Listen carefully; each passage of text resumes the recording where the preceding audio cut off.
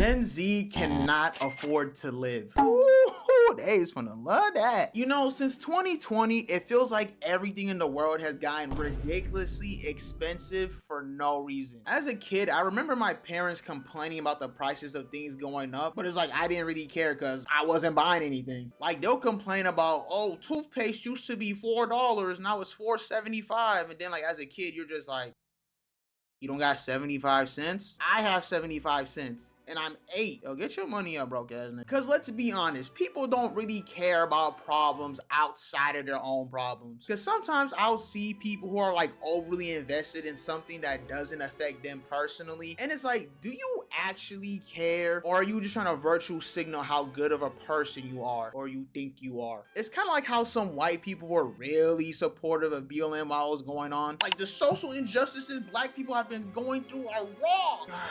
Elizabeth, put your hand down. Look, I don't think you're racist or a spawn of Satan just because you're white. Oh, it's okay. You don't need to overly support. It just feels cringy. I swear, black people can get away with saying the most racist stuff. And they said slavery didn't do nothing for us. Who needs reparations when you have racist immunity? So a couple days ago, before I recorded this video, D-Generosity dropped a video pretty much on the same topic, talking about how everything is getting expensive. And like, as I'm watching the video, I couldn't help but have this feeling of like right message, wrong messenger. Because for anyone who doesn't know who D-Generosity is, D-Generosity is a YouTuber with 2 million subscribers and averages 1 million views per video. So it's like him complaining about things going up and the prices of things going up. It's like a rich person telling you money doesn't matter. It's almost like your light-skinned homie back in like 2008 telling you how to get girls. Damn, Jalen, how you get all these girls, bro? I'm trying to get like you. To be honest, bro,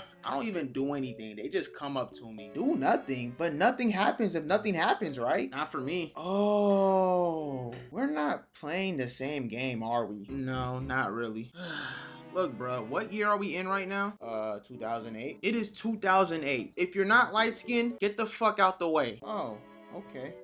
Look, Darky, don't feel too bad. Around like 2016, 2017, dark-skinned people are in. Really? Yeah, everyone just feels kind of bad for you guys. It feels really performative and fake. Oh, kind of like pity? Yes, like pity. Now you're learning, Darky. I think I would much rather be called an African booty scratcher than get some fake-ass pity. Well, you got the pity, so deal with it. I don't know. Okay, so how are light-skinned people treated around that time? For the most part, I think they're all right. It kind of feels like light-skinned people turned on themselves a little bit. They don't like to be called light-skinned for some reason. They also do this thing like as soon as they see another light-skinned person, the first words that come out their mouth is, I don't like light-skinned. Well, isn't that kind of colorist towards light-skinned people? Yeah, but colorism towards a light-skinned person just isn't taken as serious as colorism towards a dark-skinned person. Oh, okay. What was this video about again? Oh, inflation. So one day I wake up and I realize, wow, my fridge is empty. So I got up, I went to the supermarket, and I grabbed 4 things. Now let me show you the 4 things that I got. All right, so over here we have tortillas, crispy chicken sandwiches, some ground turkey, and some fiber bars. So I grabbed 4 things. I was in and out that supermarket 10 minutes max. And do you want to know the total of the 4 things that I grabbed? It was like $47.52, so like $50. So like $50. I spent $50 on 4 things. God forbid I get some eggs too. Because for some reason, you need to trade pieces of your literal soul for this dead fetus. Because in the last 2 years, the prices of eggs have doubled in price. And for no reason, because you'll go to the supermarket trying to get some, and they don't even have any. And I don't know if I'm just economically retarded, but for the love of God, I cannot figure out why the prices of eggs have gone up so much. One day is his fault, one day is her fault. Just tell me why. You know what? Actually, let me just do what I should have been done. So after extensive, rigorous, hard research, I found the reason why eggs have gone up in price. It's because of bird flu. Because due to bird flu, they cannot get out eggs as quickly as they could. So the eggs that they can get out, they up the price on them to make up for the eggs that they can't get out. So in layman terms, supply and demand 101. So regardless of who you wanted for president,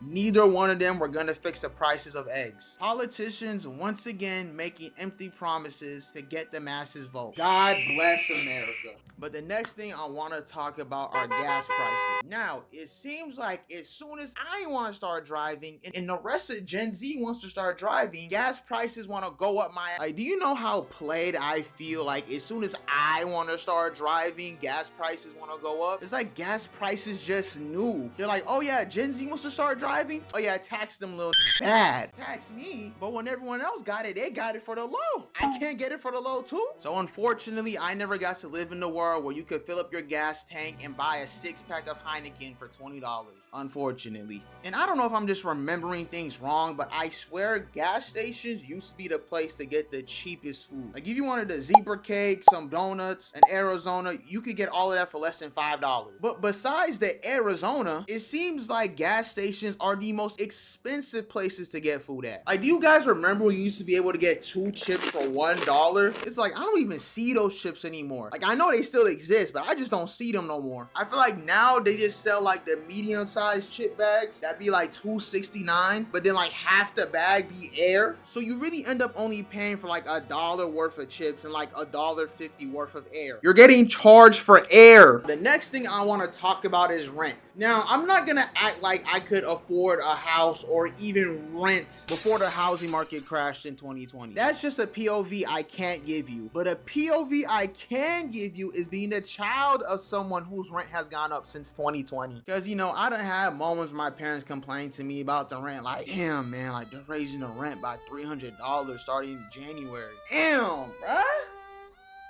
Fuck, like, that shit just so crazy. They really doing that, bruh? Man, that shit get me so... You still finna pay it though, right?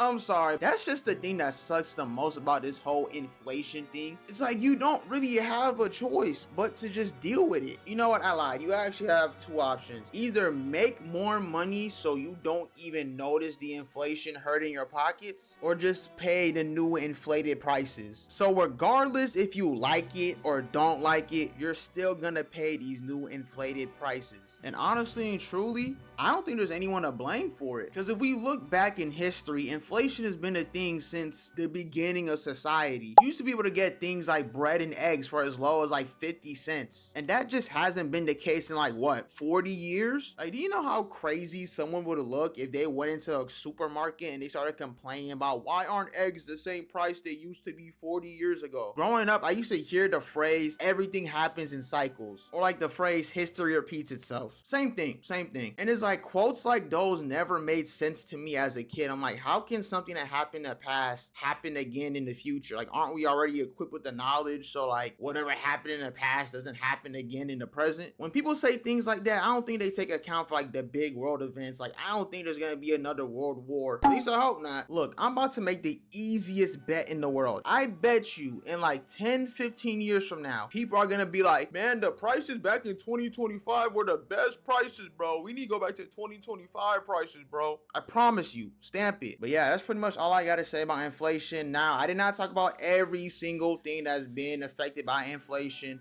I don't know. Maybe I might make a part 2. Maybe not. Who knows? But yeah, thank you for everyone who's watching. Peace.